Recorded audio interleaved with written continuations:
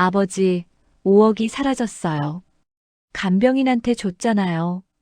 그 여자 사기꾼이라니까요. 아버지, 정신 좀 차리세요.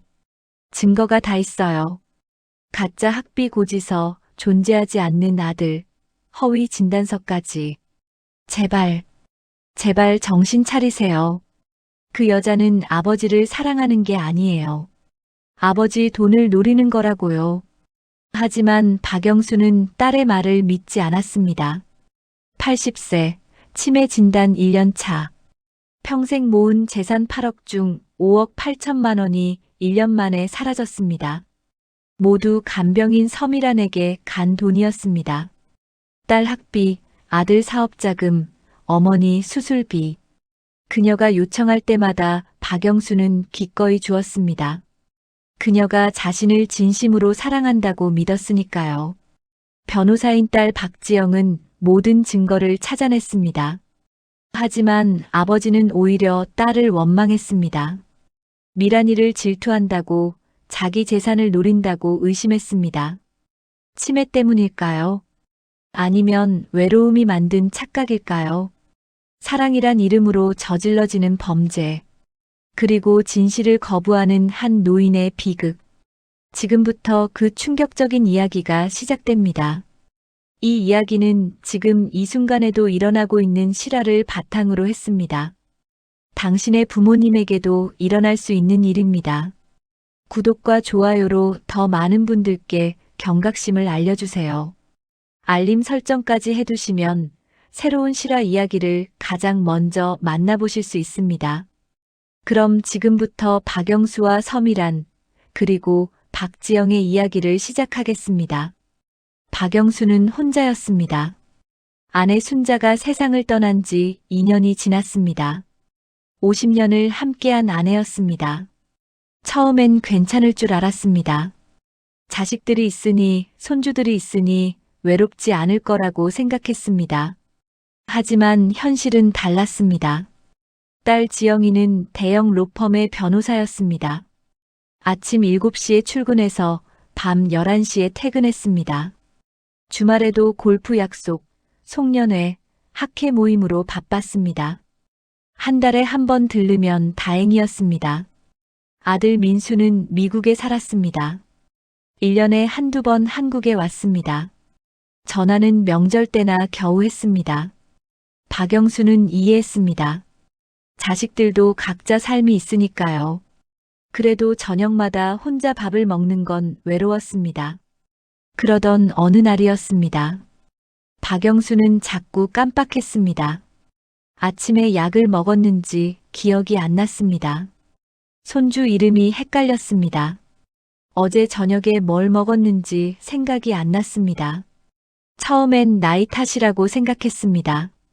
80세면 그럴 수도 있다고 스스로를 위로했습니다. 하지만 점점 심해졌습니다. 은행 비밀번호를 잊어버렸습니다. 집 주소가 기억나지 않았습니다. 마트에 갔다가 집으로 돌아오는 길을 잃었습니다. 경비원 아저씨가 집까지 데려다 줬습니다. 그때 박영수는 알았습니다. 이건 단순한 건망증이 아니라는 것을. 딸 지영이가 병원에 데려갔습니다. MRI를 찍었습니다. 의사는 조심스럽게 말했습니다. 초기 치매입니다. 해마 부분의 위축이 관찰됩니다. 기억력 테스트 결과도 평균 이하입니다. 약물 치료를 시작하셔야 합니다. 그리고 혼자 계시는 건 위험합니다. 가족분이 함께 계시거나 간병인을 두시는 게 좋겠습니다. 박지영은 난감했습니다. 아버지와 함께 살 수는 없었습니다. 사무실에서 20분 거리였지만 매일 밤 11시에 퇴근했습니다. 아침에는 누가 챙겨드리죠? 약은 제때 드실 수 있을까요? 위급한 상황이 생기면요. 고민 끝에 박지영은 결정했습니다. 전문 간병인을 구하기로. 인터넷으로 간병인 소개 업체를 찾았습니다. 경력 5년 이상, 치매 환자 전문, 평판 좋은 사람. 조건을 까다롭게 내걸었습니다. 월급은 넉넉하게 주기로 했습니다. 아버지를 잘 돌봐줄 사람이라면 돈이 아깝지 않았습니다. 그렇게 서미란을 만났습니다. 안녕하세요, 서미란입니다. 42세의 여자였습니다. 단정한 단발머리에 환한 미소를 지었습니다. 경력은 7년이었습니다. 치매 환자만 전문으로 돌봤다고 했습니다. 이전 환자 가족들의 추천서도 가져왔습니다. 모두 극찬이었습니다. 성실하고 친절하며 환자를 가족처럼 대한다고 했습니다. 박지영은 안심했습니다. 이력서도 깔끔했습니다. 간호조무사 자격증도 있었습니다. 무엇보다 첫인상이 좋았습니다. 따뜻하고 믿음직스러워 보였습니다. 박영수도 마음에 들어 했습니다. 미란 씨, 앞으로 잘 부탁드립니다. 서미란은 공손하게 고개를 숙였습니다. 사장님, 제가 정성껏 모시겠습니다. 걱정 마세요. 서미란은 완벽했습니다. 아침 7시에 출근했습니다. 가장 먼저 하는 일은 박영수의 혈압을 재는 것이었습니다. 그리고 정확한 시간에 약을 챙겨줬습니다.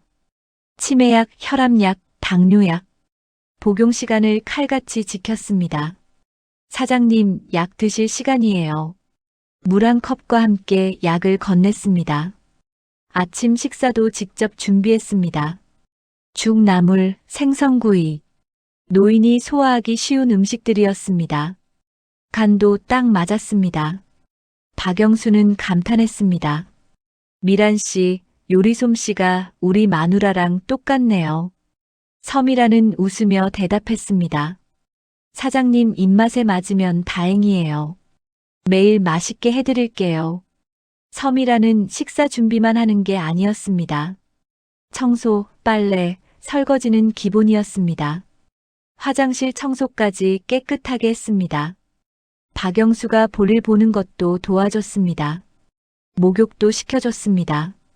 등을 밀어주고 머리를 감겨주고 발톱을 깎아줬습니다. 박영수는 처음엔 부끄러웠습니다. 젊은 여자 앞에서 옷을 벗는 게 쑥스러웠습니다. 하지만 서미란은 자연스러웠습니다. 사장님, 저한테는 환자분일 뿐이에요. 부끄러워하지 마세요. 그녀의 태도는 전문적이었습니다. 손길은 부드러웠습니다. 박영수는 점점 편해졌습니다. 오후에는 함께 TV를 봤습니다. 뉴스를 볼 때는 중요한 내용을 설명해 줬습니다. 사장님, 오늘 주식시장이 많이 올랐대요. 사장님 보유하신 삼성전자 주식도 올랐을 거예요. 서미란은 박영수의 재산 상황까지 파악하고 있었습니다. 한 달이 지났습니다.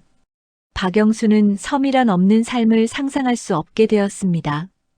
그녀는 단순한 간병인이 아니었습니다. 동반자 같았습니다. 가족 같았습니다. 아침에 눈을 뜨면 미란 씨가 있었습니다. 저녁을 먹을 때도 미란 씨가 있었습니다. 말동무가 되어줬습니다. 박영수가 옛날 이야기를 하면 재미있다며 웃어줬습니다. 회사 다닐 때 이야기, 아내와의 추억, 자식들 어렸을 때 이야기. 서미란은 지루해하지 않고 들어줬습니다. 오히려 더 말씀해달라고 했습니다. 사장님 이야기 들으면 제가 더 행복해요. 사장님은 정말 멋진 분이세요. 박영수는 기뻤습니다. 자식들은 자기 이야기를 귀찮아했습니다. 아빠, 그 이야기 100번도 더 들었어요. 하지만 미란 씨는 달랐습니다. 그녀는 진심으로 관심을 보였습니다. 그리고 박영수는 몰랐습니다. 이것이 정교하게 짜인 덫의 시작이라는 것을. 서미란이 박영수를 돌본 지 3개월째 되던 날이었습니다. 저녁 식사를 준비하던 서미란의 휴대폰이 울렸습니다. 그녀는 전화를 받더니 갑자기 얼굴이 굳었습니다. 뭐라고요? 지금 당장요? 어떡하죠?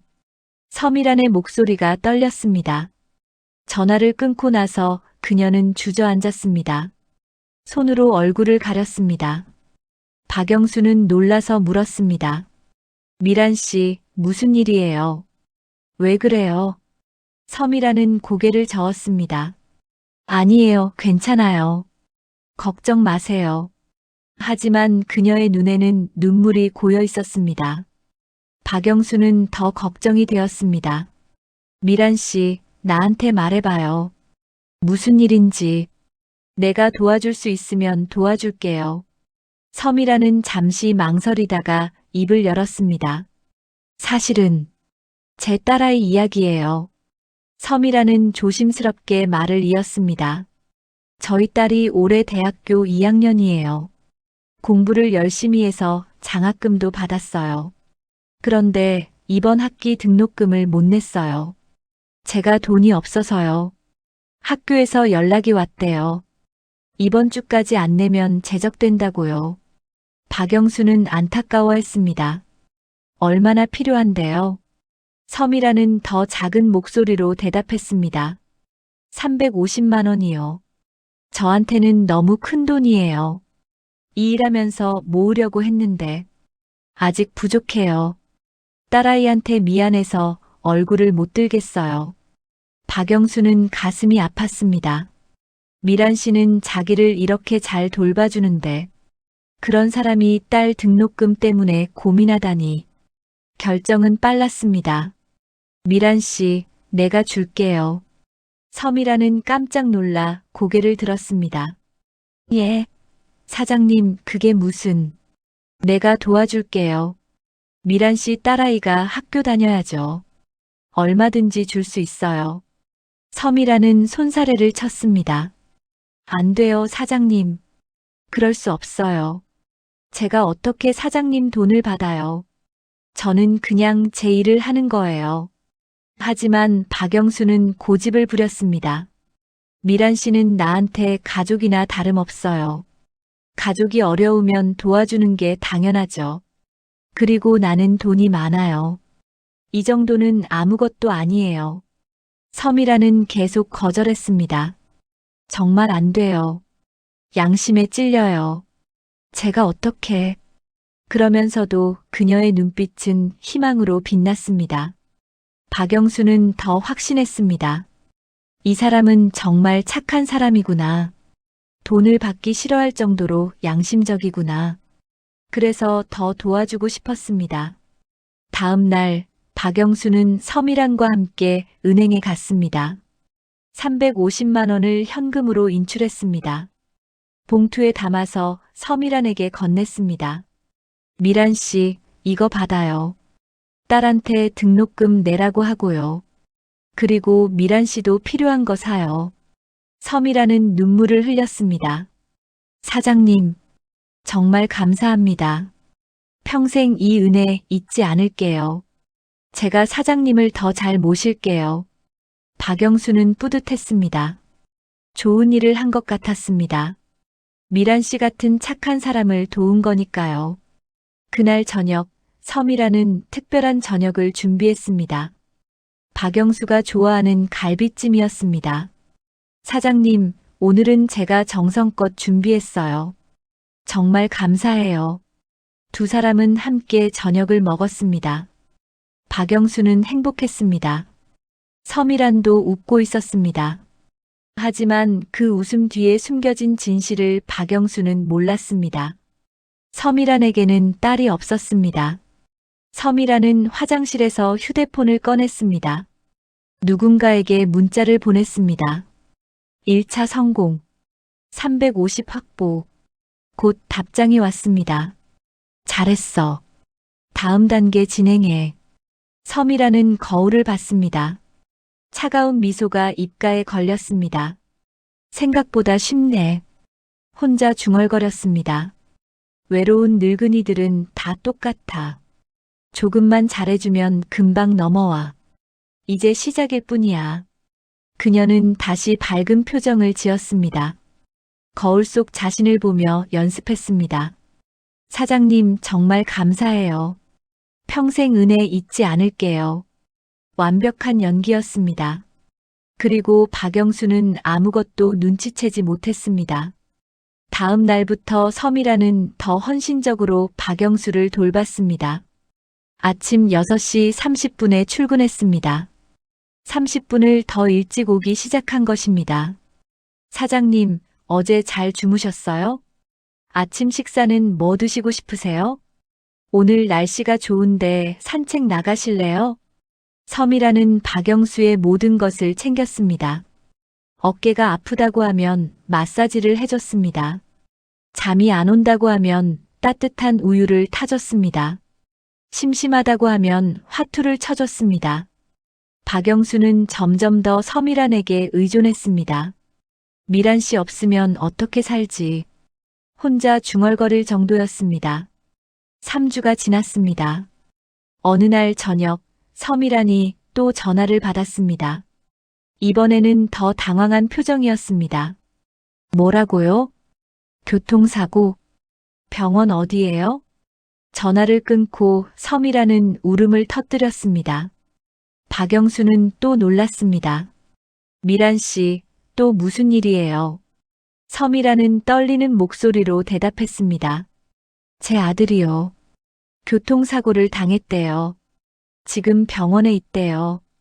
박영수는 깜짝 놀랐습니다. 미란 씨한테 아들이 있었어요? 들어본 적이 없었습니다. 서미란은 눈물을 닦으며 말했습니다. 네.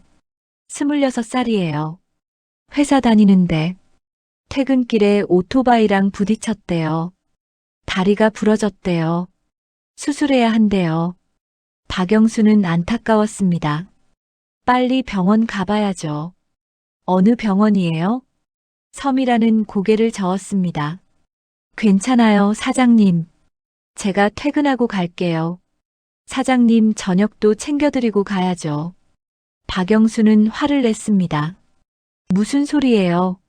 아들이 다쳤는데 밥이 무슨 상관이에요? 당장 가요. 서미라는 망설였습니다. 하지만 사장님 저녁은요. 박영수는 지갑을 꺼냈습니다. 현금 50만 원을 꺼내서 서미란에게 건넸습니다. 이거 들고 가요. 병원비도 내고 택시도 타고. 그리고 걱정 마요. 나는 배달 음식 시켜 먹으면 돼요. 아들이 더 중요하니까 빨리 가봐요. 서미라는 또 눈물을 흘렸습니다. 사장님, 정말 어떡해요. 이렇게까지 해주시면. 박영수는 서미란의 등을 토닥였습니다. 가족이 제일 중요해요. 어서 가요. 서미란은 황급히 짐을 챙겨 나갔습니다. 하지만 그녀가 간 곳은 병원이 아니었습니다. 근처 카페였습니다. 거기서 한 남자를 만났습니다. 김태수 48세. 서미란의 공범이었습니다. 잘했어. 김태수가 현금 봉투를 받았습니다. 벌써 400이 넘었네. 생각보다 쉽잖아. 서미란은 커피를 마시며 대답했습니다. 완전 호구야. 딸 학비라고 하니까 바로 주더라. 아들 교통사고라고 하니까 또 주고. 김태수가 웃었습니다. 다음은 뭘로 할까? 어머니 수술비? 아니면 동생 사업자금? 서미라는 고개를 저었습니다. 너무 급하게 하면 의심해. 한 달 정도 기다렸다가 다음 거 하자. 그 사이에 더 신뢰를 쌓을 거야. 김태수가 고개를 끄덕였습니다. 알았어. 근데 전호인 얼마나 있어? 서미라는 계산기를 꺼냈습니다. 부동산 4억, 예금 3억, 주식 1억. 총 8억 정도. 김태수의 눈이 반짝였습니다. 8억이면 우리 인생 바뀌는 거야. 천천히 확실하게 가자. 그날 밤 박영수는 혼자 짜장면을 먹었습니다. 맛이 없었습니다. 미란 씨가 해주는 밥이 그리웠습니다. 미란 씨 아들은 괜찮을까? 혼자 걱정했습니다. 그때 휴대폰이 울렸습니다. 서미란에게서 온 문자였습니다. 사장님 정말 감사합니다. 아들이 무사히 수술 잘 받았어요. 사장님 덕분이에요. 평생 잊지 못할 거예요. 박영수는 안도했습니다. 다행이네. 문자를 보냈습니다. 걱정 마세요. 아들 잘 돌보고 와요. 하지만 박영수는 몰랐습니다. 그 순간 섬이라는 카페에서 태수와 소주를 마시며 웃고 있었다는 것을, 그리고 이것은 시작에 불과했다는 것을, 더 큰 금액이, 더 교묘한 거짓말이 기다리고 있었습니다. 하지만 이 모든 것을 딸 박지영은 아직 몰랐습니다. 그녀는 매일 밤 사무실에서 일하느라 아버지를 볼 시간이 없었습니다. 간병인이 잘 돌봐주고 있으니 안심했습니다. 그런데 곧 그녀는 충격적인 진실을 마주하게 됩니다. 박지영은 바빴습니다. 대형 기업 인수합병 건을 맡고 있었습니다. 매일 밤 12시까지 일했습니다. 주말도 없었습니다. 아버지 생각은 났지만 시간이 없었습니다. 한 달에 한 번 들르는 게 고작이었습니다. 갈 때마다 섬이란이 아버지를 잘 돌보고 있었습니다. 아버지는 건강해 보였습니다. 체중도 늘었고 안색도 좋았습니다. 박지영은 안심했습니다. 좋은 간병인을 구한 것 같았습니다. 매달 월급 350만 원을 섬이란 통장에 입금했습니다. 비싼 편이었지만 아깝지 않았습니다. 아버지가 행복하면 그만이었습니다. 5개월이 지났습니다. 어느 날 박지영은 아버지의 약 처방전을 확인하러 병원에 갔습니다. 주치의가 말했습니다. 따님, 아버님 상태가 많이 좋아지셨어요. 약을 잘 드시고 계시네요. 간병인분이 정말 잘 챙기시나 봐요. 박지영은 기뻤습니다. 그런데 의사가 덧붙였습니다. 그런데 요즘 아버님이 자주 오시네요. 박지영은 고개를 갸웃했습니다. 자주요? 한 달에 한 번 오는 거 아닌가요? 의사가 고개를 저었습니다. 아니에요. 일주일에 한 번은 오시는 것 같은데요. 간병인분이 모시고 오시더라고요. 박지영은 이상했습니다. 왜 그렇게 자주 오시죠? 의사는 어깨를 으쓱했습니다. 글쎄요, 간병인분이 혈압이 높다고, 컨디션이 안 좋다고 데려오시던데요. 사실 큰 문제는 없으셨어요. 박지영은 고개를 끄덕였습니다. 그렇구나. 미란 씨가 꼼꼼하게 챙기는 거구나. 생각했습니다. 하지만 뭔가 찜찜했습니다. 너무 자주 오는 것 아닌가. 며칠 후 박지영은 아버지 집에 들렀습니다. 저녁 7시쯤이었습니다. 초인종을 눌렀습니다. 섬이란이 문을 열었습니다. 어머, 변호사님. 반갑게 맞이했습니다. 박지영은 안으로 들어갔습니다. 아빠, 나왔어요. 박영수는 TV를 보고 있었습니다. 오, 지영이 왔구나. 요즘 잘 지내니? 박지영은 아버지 옆에 앉았습니다. 네, 아빠는요? 박영수는 웃으며 대답했습니다. 나야 미란 씨가 잘 챙겨줘서 좋지. 밥도 잘 먹고, 약도 잘 먹고. 건강 최고야. 박지영은 섬이란을 돌아봤습니다. 미란 씨, 항상 감사해요. 아버지, 정말 건강해 보이세요. 섬이란은 겸손하게 대답했습니다. 제가 할 일을 한 것뿐이에요. 사장님이 워낙 좋으셔서 돌보기 편해요. 박지영은 가방에서 봉투를 꺼냈습니다. 이번 달 월급이에요. 그리고 명절도 다가오니까 보너스로 100만 원 더 드려요. 섬이란은 손사래를 쳤습니다. 아이고, 이러실 필요 없는데. 하지만 받았습니다. 정말 감사합니다, 변호사님. 그날 밤 세 사람은 함께 저녁을 먹었습니다. 섬이란이 준비한 불고기와 된장찌개였습니다. 맛있었습니다. 박지영은 만족했습니다. 역시 미란 씨 요리가 최고예요. 박영수도 자랑스럽게 말했습니다. 그렇지? 미란 씨 솜씨가 내 엄마랑 똑같아. 식사 중에 박영수가 말했습니다. 지영아, 미란 씨 딸이 대학 다니는 거 알지? 박지영은 고개를 끄덕였습니다. 네, 들었어요. 박영수는 계속 말했습니다. 내가 등록금 좀 도와줬어. 미란 씨가 날 이렇게 잘 챙겨주는데 그 정도는 해줘야지. 박지영은 놀라지 않았습니다. 아버지다운 일이었습니다. 평소에도 주변 사람들 잘 챙기는 분이었습니다. 그럼요, 당연하죠. 미란 씨가 아빠를 이렇게 잘 모시는데요. 서미라는 고개를 숙였습니다. 정말 감사해요. 사장님 덕분에 제 딸이 학교를 다녀요.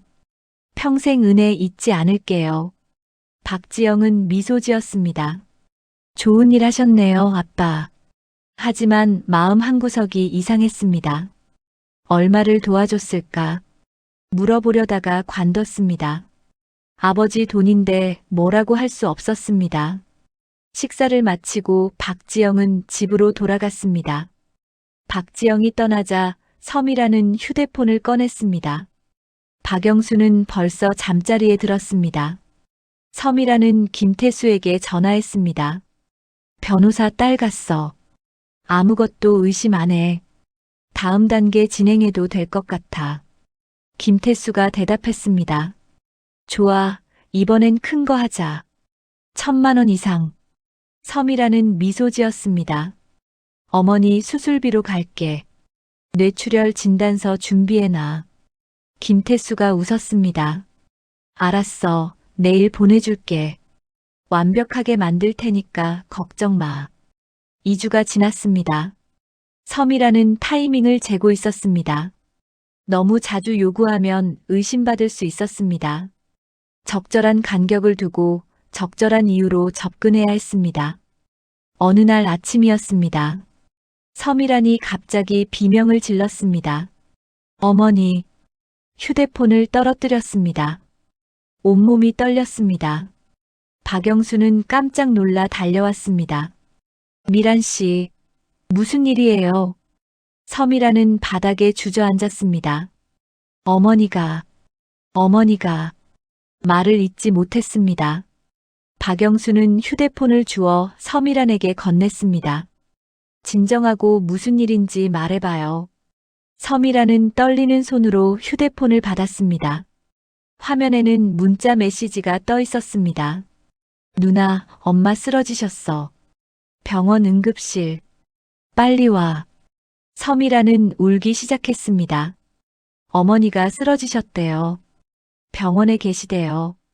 어떡하죠, 어떡해. 박영수는 섬이란의 등을 두드렸습니다. 일단 진정해요.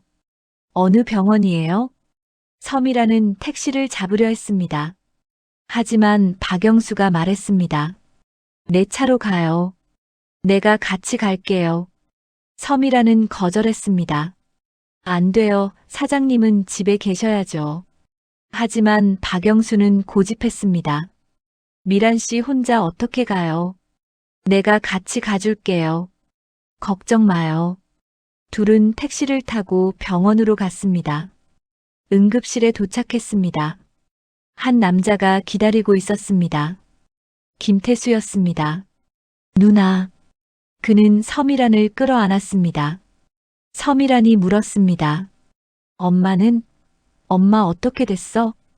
김태수는 눈물을 흘렸습니다. 뇌출혈이래. 지금 중환자실에 계셔. 의사 선생님이 수술해야 한대. 섬이라는 비명을 질렀습니다. 수술? 엄마가? 의사가 나왔습니다. 흰 가운을 입은 50대 남자였습니다. 보호자분들이신가요? 김태수가 대답했습니다. 네, 저는 아들이고 이 사람은 딸입니다. 의사는 CT 사진을 보여줬습니다. 뇌출혈입니다. 여기 이 부분이 출혈 부위고요. 빨리 수술하지 않으면 위험합니다. 섬이란이 물었습니다. 수술하면 괜찮아지나요? 의사는 조심스럽게 대답했습니다. 최선을 다하겠습니다. 하지만 고령이셔서 위험 부담이 있습니다. 그래도 수술 안 하면 더 위험합니다. 김태수가 물었습니다. 수술비는 얼마나 드나요? 의사가 대답했습니다. 보험 적용 안 되는 항목들이 있어서요. 대략 1,500만 원 정도 예상됩니다. 섬이라는 그 자리에 주저앉았습니다. 1,500만 원. 우리한테 그런 돈 어디 있어? 김태수도 고개를 떨구었습니다. 박영수는 두 남매를 바라봤습니다. 가슴이 아팠습니다. 미란 씨, 박영수가 조심스럽게 다가갔습니다.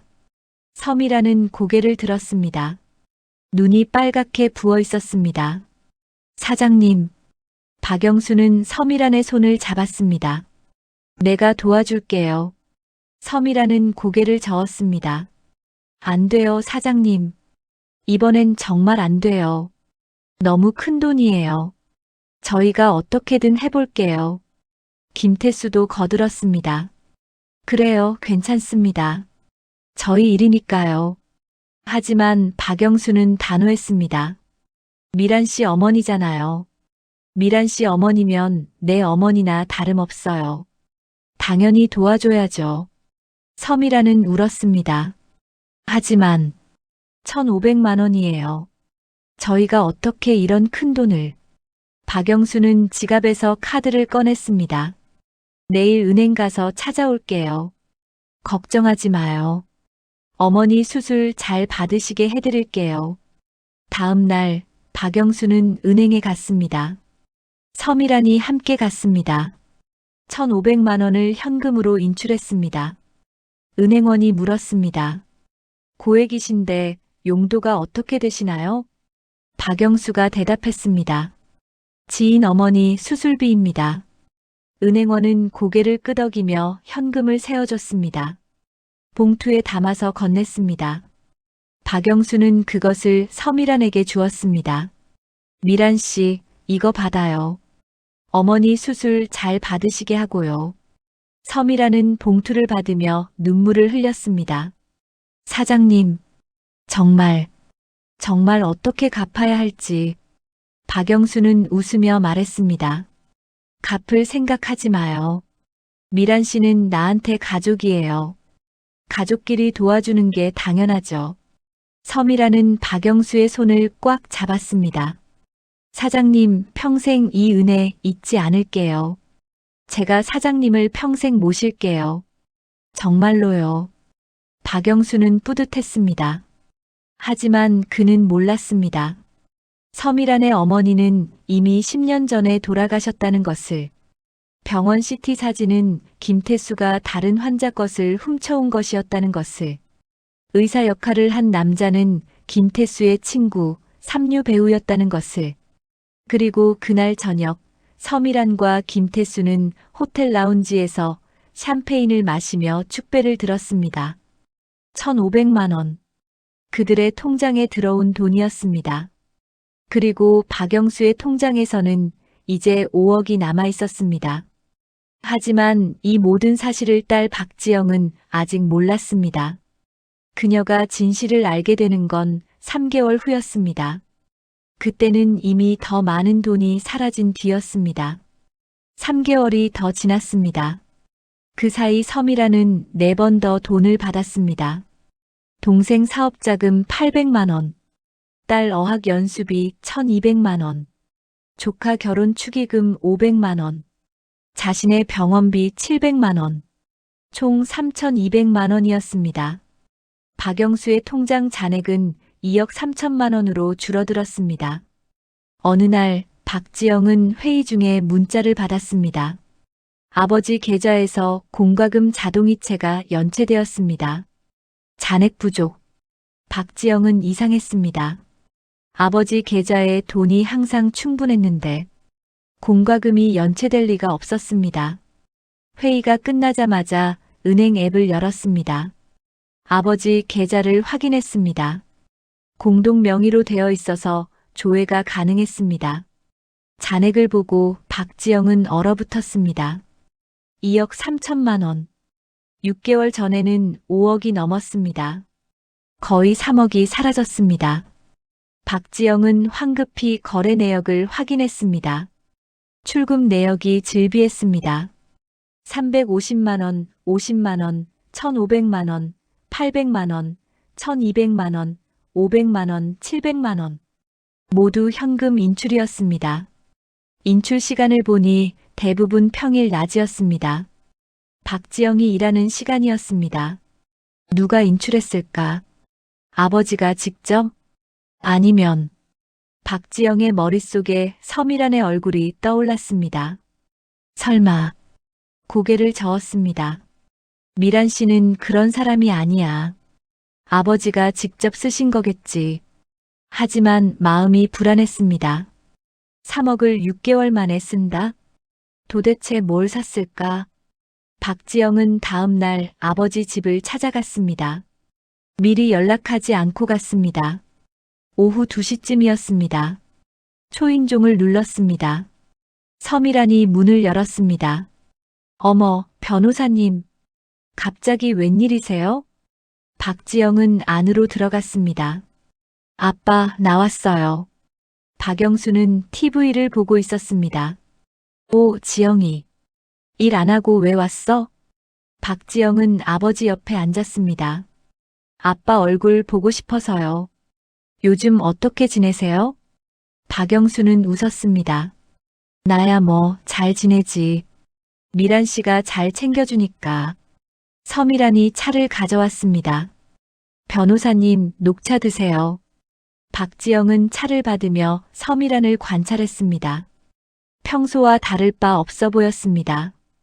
단정한 옷차림, 밝은 미소. 하지만 박지영의 눈에는 뭔가 이상했습니다. 서미란의 손목에 새 시계가 있었습니다. 고급 브랜드처럼 보였습니다. 박지영은 조심스럽게 물었습니다. 아빠, 요즘 큰 돈 쓰신 거 있으세요? 박영수는 고개를 갸웃했습니다. 큰 돈? 별로 없는데. 왜? 박지영은 가방에서 출력한 거래 내역서를 꺼냈습니다. 아빠, 6개월 동안 3억이 사라졌어요. 전부 현금으로 인출했더라고요. 뭘 사신 거예요? 박영수는 당황했습니다. 3억? 그렇게 많이? 잠시 생각하더니 말했습니다. 아, 미란 씨한테 좀 도와줬지. 박지영의 눈이 커졌습니다. 미란 씨한테요? 얼마나요? 박영수는 손가락을 꼽았습니다. 딸 등록금, 아들 병원비, 어머니 수술비. 그리고 뭐가 있었지. 서미란이 끼어들었습니다. 사장님, 제가 말씀드릴게요. 그녀는 박지영을 보며 말했습니다. 변호사님, 죄송해요. 제가 사장님께 폐를 많이 끼쳤어요. 하지만 정말 급한 일들이었어요. 딸 등록금은 350만 원, 아들 교통사고 병원비 50만 원, 어머니 뇌출혈 수술비 1,500만 원, 동생 사업자금 800만 원, 딸 어학연수비 1,200만 원, 조카 결혼 축의금 500만 원, 제 병원비 700만 원, 총 5,100만 원이에요. 박지영은 계산했습니다. 5,100만 원이면 나머지 2억 5천은 어디 갔죠? 서미란은 잠시 당황했습니다. 하지만 금방 대답했습니다. 그건 사장님이 주식이나 다른 곳에 투자하셨을 거예요. 저는 5,100만 원만 받았어요. 박지영은 아버지를 봤습니다. 아빠, 주식 투자하셨어요? 박영수는 고개를 저었습니다. 주식? 나 주식 안 해. 박지영의 눈빛이 차가워졌습니다. 그럼 나머지 돈은 어디 간 거예요? 서미란은 침착하게 대답했습니다. 변호사님, 사장님이 치매를 앓고 계세요. 기억이 정확하지 않으실 수 있어요. 혹시 다른 곳에 기부하셨거나 친구분들한테 빌려주셨을 수도 있죠. 박지영은 고개를 끄덕였습니다. 맞는 말이었습니다. 아버지는 치매 환자였습니다. 기억이 정확하지 않을 수 있었습니다. 하지만 뭔가 석연치 않았습니다. 박지영은 다시 물었습니다. 미란 씨, 그런데 그 돈들 전부 급하게 필요하셨던 거예요? 서미란은 고개를 숙였습니다. 정말 죄송해요. 제가 사정이 어려워서요. 사장님이 도와주신 거예요. 제가 강요한 게 아니에요. 사장님이 자발적으로 주신 거예요. 박영수가 끼어들었습니다. 그래, 내가 주겠다고 한 거야. 미란 씨 가족이 어려운데 당연히 도와줘야지. 박지영은 한숨을 쉬었습니다. 알았어요. 하지만 앞으로는 이런 일이 없었으면 좋겠어요. 아빠 재산이 무한정이 아니니까요. 서미라는 공손하게 대답했습니다. 네, 변호사님. 앞으로는 절대 그런 일 없을 거예요. 정말 죄송합니다. 박지영은 일어났습니다. 그럼 저는 이만 가볼게요.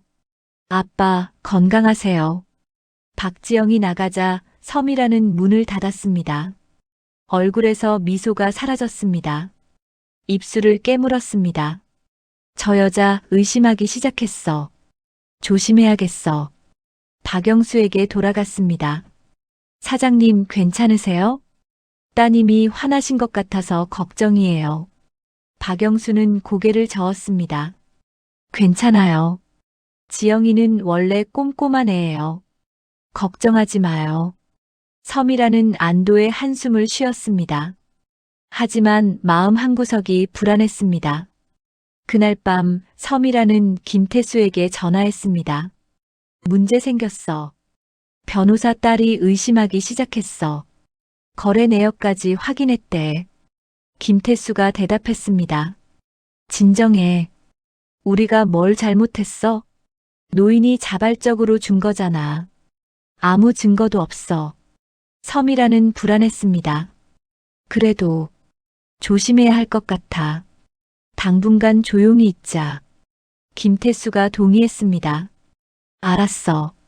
한 달 정도 기다리자. 그 사이 노인한테 더 잘해줘. 딸이 보기에도 완벽하게. 한편 박지영은 집에 돌아와서도 마음이 불편했습니다. 뭔가 이상했습니다. 5,100만 원이라는 금액도 작지 않지만 나머지 2억 5천만 원은 대체 어디로 간 걸까? 아버지가 정말 기억 못 하시는 걸까? 아니면 박지영은 결심했습니다.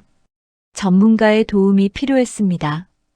다음 날 그녀는 사설탐정 사무실을 찾았습니다. 로펌에서 가끔 쓰는 신뢰할 만한 곳이었습니다. 탐정 이름은 강민석, 50대 남자였습니다. 의뢰 내용을 설명했습니다.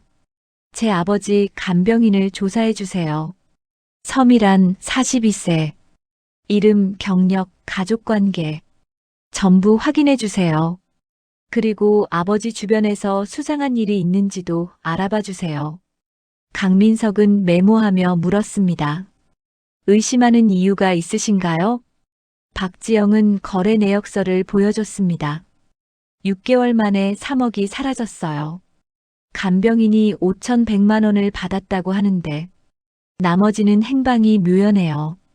강민석은 고개를 끄덕였습니다. 알겠습니다. 일주일이면 기본적인 조사가 가능합니다. 일주일 동안 강민석은 서미란을 미행했습니다. 그녀의 일과를 관찰했습니다. 아침 7시에 박영수의 집에 출근했습니다. 오후 6시에 퇴근했습니다. 겉보기에는 성실한 간병인이었습니다. 하지만 강민석은 뭔가 이상한 점을 발견했습니다. 서미라는 일주일에 3번 정도 한 남자를 만났습니다. 김태수, 서미란의 남자친구인 것 같았습니다. 둘은 카페에서 만나거나 호텔 라운지에서 만났습니다. 고급 장소들이었습니다. 간병인 월급으로 다니기에는 부담스러운 곳들이었습니다. 강민석은 사진을 찍었습니다. 그리고 서미란의 배경을 조사했습니다. 주민등록상 서미란의 가족은 어떻게 되어 있을까? 강민석은 주민센터에 아는 사람을 통해 알아봤습니다. 충격적인 사실이 드러났습니다. 서미란에게는 자녀가 없었습니다. 결혼한 적도 없었습니다. 어머니는 10년 전에 사망했습니다. 동생도 없었습니다. 그녀가 박영수에게 말한 가족들은 전부 거짓이었습니다. 강민석은 더 깊이 파고들었습니다. 서미란의 과거 직장을 조사했습니다. 놀라운 사실이 나왔습니다. 일주일 후 강민석은 박지영에게 보고서를 건넸습니다. 박지영은 첫 페이지를 펼쳤습니다. 얼굴이 굳었습니다. 서밀한 42세 신상조사 결과 가족관계 없음 미혼, 무자녀, 부모 사망. 과거 경력 간병인 3곳에서 근무 모두 문제로 해고됨. 2019년 강남구 김모 씨 집 금품 절도 혐의로 해고.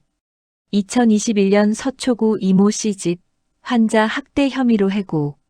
2022년 송파구 박모 씨 집 금전 사기 혐의로 해고. 현재 교제 중인 남자 김태수 48세 전과 3범 사기죄. 박지영은 손이 떨렸습니다. 이게 무슨... 강민석이 말했습니다. 더 있습니다. 그는 사진들을 꺼냈습니다. 서밀한과 김태수가 호텔 라운지에서 웃고 있는 사진. 고급 레스토랑에서 식사하는 사진. 명품 매장에서 쇼핑하는 사진. 강민석이 설명했습니다. 이 사진들은 최근 3개월 동안 찍은 거예요. 간병인 월급으로는 불가능한 생활이죠. 아마도 변호사님, 아버님께 받은 돈으로 사는 것 같습니다. 박지영은 분노가 치밀었습니다. 박지영은 사무실로 돌아왔습니다. 분노로 온몸이 떨렸습니다. 저 여자가 아버지를 속였어. 계획적으로, 조직적으로. 그녀는 증거들을 다시 검토했습니다. 서밀한의 거짓말 목록을 정리했습니다. 딸 등록금 딸이 없음. 아들 병원비 아들이 없음. 어머니 수술비 어머니는 10년 전 사망. 동생 사업자금 동생이 없음. 모든 게 거짓이었습니다. 박지영은 더 조사했습니다. 어머니 수술했다는 병원에 전화했습니다. 서밀한 어머니 이름으로 입원 기록이 있는지 확인했습니다. 없었습니다. 박지영은 확신했습니다. 이건 사기야. 명백한 사기 행각이야. 하지만 문제가 있었습니다. 아버지가 자발적으로 준 돈이었습니다. 법적으로 사기죄를 입증하려면 기망행위를 증명해야 했습니다. 서밀한이 거짓말로 아버지를 속였다는 것을, 그리고 아버지가 그 거짓말 때문에 돈을 줬다는 것을. 박지영은 변호사였습니다. 법을 잘 알았습니다. 증거를 모아야 했습니다. 박지영은 다음 날 아버지를 찾아갔습니다. 이번에는 서밀한이 퇴근한 후였습니다. 저녁 7시였습니다. 아빠, 우리 심각하게 얘기 좀 해야 할 것 같아요. 박영수는 TV를 끄고 딸을 봤습니다. 무슨 일인데 그래? 박지영은 증거 서류들을 꺼냈습니다. 아빠, 미란 씨에 대해 조사했어요. 박영수의 표정이 굳었습니다. 조사? 왜? 박지영은 차근차근 설명했습니다. 아빠, 미란 씨한테 속고 계세요. 미란 씨한테 딸이 없어요. 아들도 없고 어머니도 10년 전에 돌아가셨어요. 동생도 없어요. 전부 거짓말이에요. 박영수는 고개를 저었습니다. 말도 안 돼. 미란 씨가 왜 거짓말을 해? 박지영은 서밀한의 신상조사 보고서를 보여줬습니다. 여기 다 나와 있어요. 주민등록 등본, 가족관계증명서. 미란 씨는 미혼이고 자녀가 없어요. 박영수는 서류를 봤습니다. 하지만 믿지 않았습니다. 이게 진짜야? 박지영은 고개를 끄덕였습니다. 네, 아빠. 그리고 미란 씨는 과거에도 다른 집에서 일하면서 금품을 훔쳤어요. 전과도 있어요. 지금 사귀는 남자친구도 사기꾼이에요. 박지영은 사진들을 보여줬습니다. 서밀한과 김태수가 호텔에서 웃고 있는 사진. 명품 가방을 들고 쇼핑하는 사진. 고급 레스토랑에서 식사하는 사진. 아빠, 이 사진들 보세요. 이게 간병인 월급으로 가능한 생활인가요? 미란 씨는 아빠한테 받은 돈으로 남자친구랑 호화 생활하고 있어요.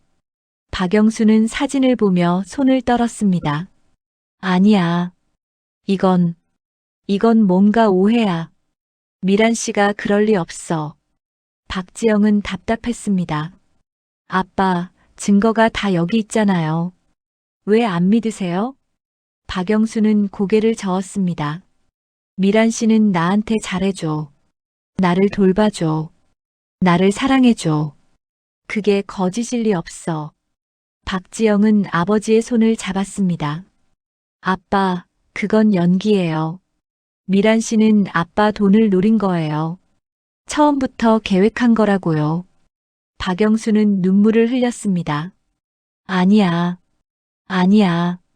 미란 씨는 그런 사람이 아니야. 박지영은 가슴이 아팠습니다. 아버지가 진실을 받아들이지 못하고 있었습니다. 치매 때문일까요? 아니면 외로움 때문일까요? 아버지는 서미란을 믿고 싶어 했습니다.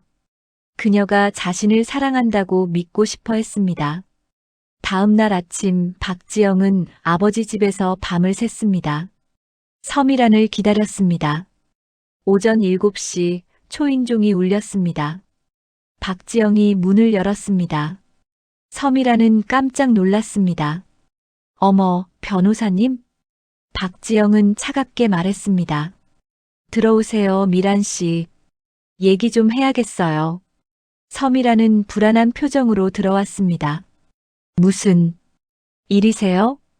박지영은 거실 테이블 위에 증거 서류들을 펼쳤습니다. 미란 씨, 이게 뭐죠? 서미란은 서류를 봤습니다. 얼굴이 하얗게 질렸습니다. 이건 박지영은 냉정하게 말했습니다. 미란 씨 가족 관계 증명서예요. 미란 씨한테는 자녀가 없더라고요. 그런데 우리 아버지한테는 딸 등록금, 아들 병원비를 받았죠.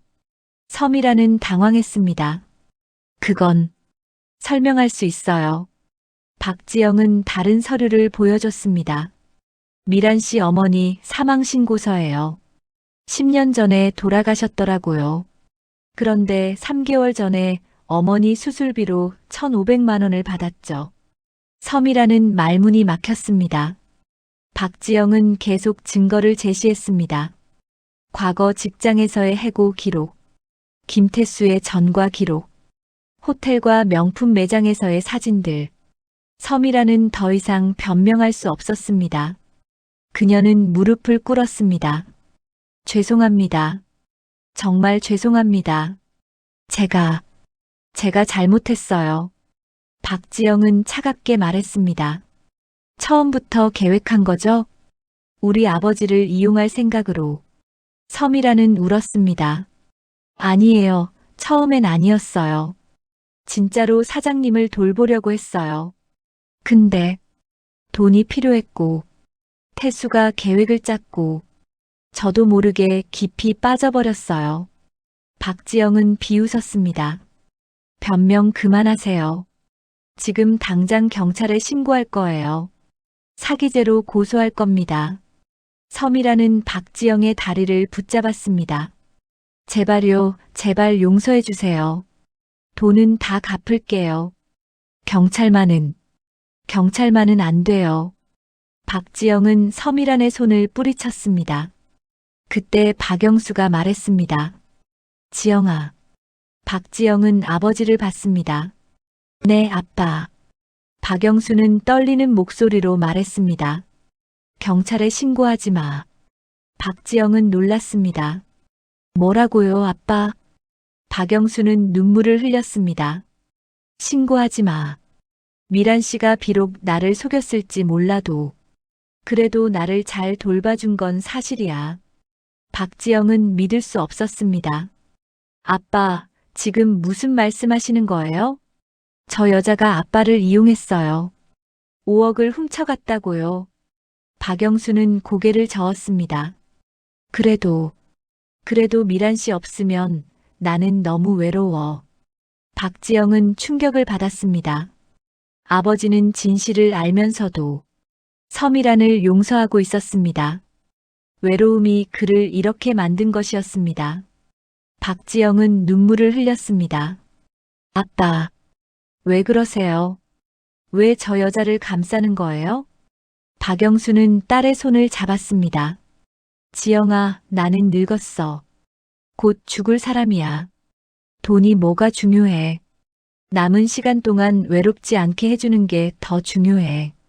미란 씨가 비록 나를 속였을지 몰라도 그래도 나랑 함께 있어줬어. 그것만으로도 고마워. 박지영은 더 이상 참을 수 없었습니다. 아니에요, 아빠. 저는 못 참아요. 그녀는 휴대폰을 꺼내 경찰에 전화했습니다. 경찰이 도착했습니다. 서미란과 김태수를 체포했습니다. 사기죄, 횡령죄로 기소되었습니다. 증거는 충분했습니다. 거짓 가족관계, 위조 서류, 은행 거래 내역. 모든 것이 명백한 사기 행각을 증명했습니다. 재판이 시작되었습니다. 검사는 징역 5년을 구형했습니다. 서미라는 법정에서 울며 용서를 빌었습니다. 죄송합니다. 정말 죄송합니다. 제가 잘못했어요. 하지만 판사는 냉정했습니다. 피고인은 치매 노인의 외로움을 이용해 조직적으로 사기를 저질렀습니다. 이는 매우 악질적인 범죄입니다. 피고인 서미란에게 징역 4년을 선고합니다. 공범 김태수에게 징역 3년 6개월을 선고합니다.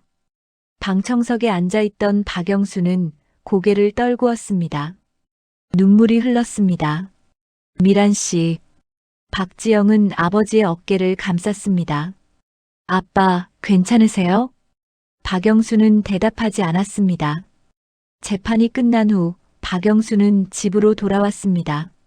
집은 텅 비어 있었습니다. 서미란이 없었습니다. 아무도 없었습니다. 박영수는 소파에 앉았습니다. 주변을 둘러봤습니다. 미란 씨가 청소했던 거실, 미란 씨가 요리했던 주방, 미란 씨가 앉아있던 의자, 모든 곳에 그녀의 흔적이 남아 있었습니다. 박영수는 눈물을 흘렸습니다. 미란 씨, 그는 알고 있었습니다. 서미란이 자신을 속였다는 것을, 돈을 노렸다는 것을. 하지만 그럼에도 불구하고 그녀가 그리웠습니다.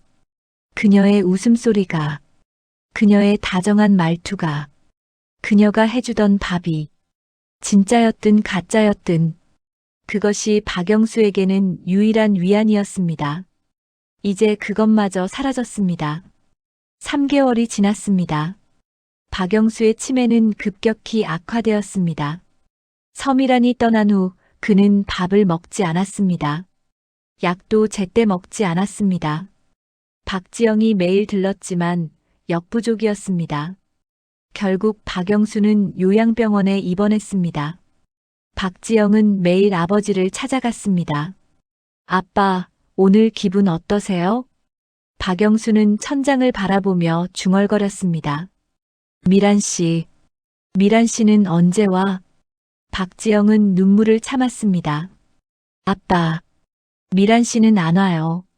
박영수는 고개를 돌려 딸을 봤습니다. 왜? 미란 씨가 왜 안 와? 내가 뭘 잘못했어? 박지영은 아버지의 손을 잡았습니다. 아빠 잘못 없어요. 미란 씨가 바빠서 못 오는 거예요. 박영수는 다시 천장을 바라봤습니다. 그래. 미란 씨도 바쁘겠지. 이해해야지. 박지영은 울었습니다. 아버지는 여전히 서미란을 기다리고 있었습니다. 그녀가 다시 돌아올 거라고 믿고 있었습니다. 치매가 진행되면서 아버지는 많은 것을 잊어갔습니다. 자신의 이름도, 딸의 이름도, 집 주소도. 하지만 유독 서미란만은 잊지 않았습니다. 1년이 지났습니다. 박지영은 손해배상 소송에서 승소했습니다. 서미란과 김태수에게 5억 원의 배상을 명령하는 판결이 나왔습니다. 하지만 돈은 돌아오지 않았습니다. 서미란과 김태수는 이미 모든 돈을 써버렸습니다. 회수할 방법이 없었습니다. 박지영은 법원 계단에 서서 하늘을 바라봤습니다.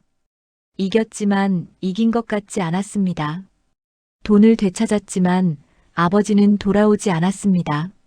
아버지는 요양병원 침대에 누워 매일 서미란을 기다리고 있었습니다. 박지영은 자책했습니다. 내가 더 자주 찾아갔더라면, 아버지가 외롭지 않게 해드렸더라면, 아버지가 저런 여자에게 의지하지 않았을 텐데. 하지만 후회해도 소용없었습니다. 시간은 돌아오지 않았습니다. 박지영은 깊은 한숨을 쉬었습니다. 그리고 요양병원으로 향했습니다. 오늘도 아버지는 물을 것이었습니다. 미란 씨는 언제 와? 그리고 박지영은 대답할 것이었습니다. 아빠, 미란 씨는 안 와요. 박영수는 창가에 앉아 있었습니다. 매일 같은 자리에서 창밖을 바라봤습니다. 간호사들이 물었습니다. 무엇을 기다리세요? 박영수는 대답했습니다. 미란 씨가 올 거야. 곧 올 거야. 간호사들은 안타까워했습니다. 박지영이 설명했었습니다. 아버지가 기다리는 그 사람은 오지 않는다고. 절대 오지 않는다고. 하지만 박영수는 믿지 않았습니다.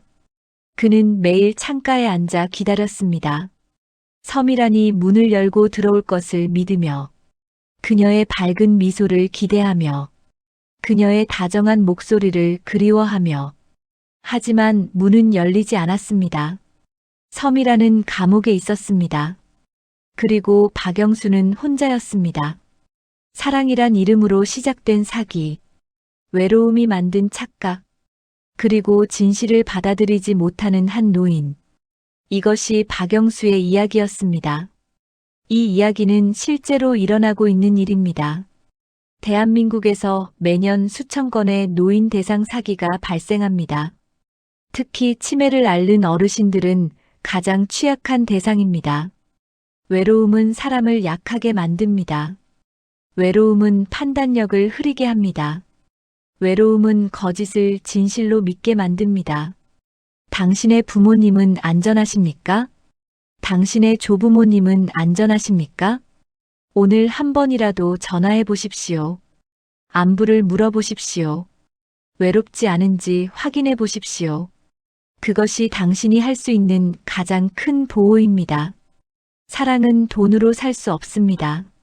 하지만 외로움은 돈으로 팔 수 있습니다. 기억하십시오.